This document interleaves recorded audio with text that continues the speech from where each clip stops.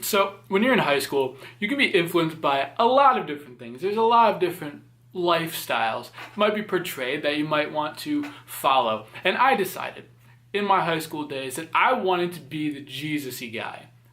And that's kind of what happened. I made the conscious decision to make my Catholic faith a very huge, important part of my life. And it still is an important, awesome part of my life. And I'm so happy and love being a Catholic follower of Christ. But why did I choose that? Why did I decide to say, I think this faith thing is something important that I want to put a lot of worth into and something that I want to pursue in my life compared to other things that could have been given worth in my life.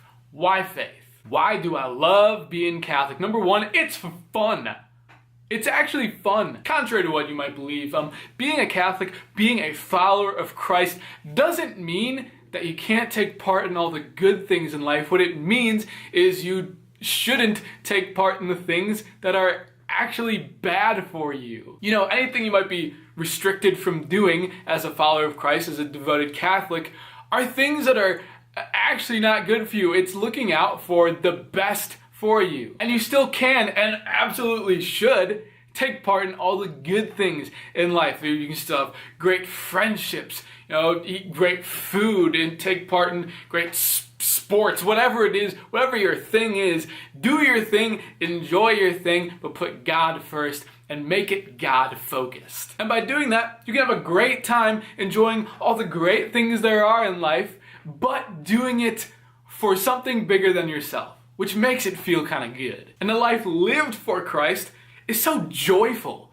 There's so much joy to be gained from a life following Christ, and it's because you can ask the question, what are we here for? Like, if you really look down deep and think, what are we doing here? You're created with a destination. You're like on a path. You were created for the destination, which is the Creator, which is God. You were made for a life in Christ. You were made to build that relationship, and you were made for God's love. And understanding that that's the reason, that's what you were made for, knowing you're on the right path by following and living that kind of life, that just feels so good. And building that relationship, building a relationship with Jesus Christ and building a relationship with God feels so good. And being a Catholic, we can build such an intimate relationship with Jesus Christ through the Eucharist. Something so beautiful, so wonderful, so cool about being a Catholic is at Mass every Sunday,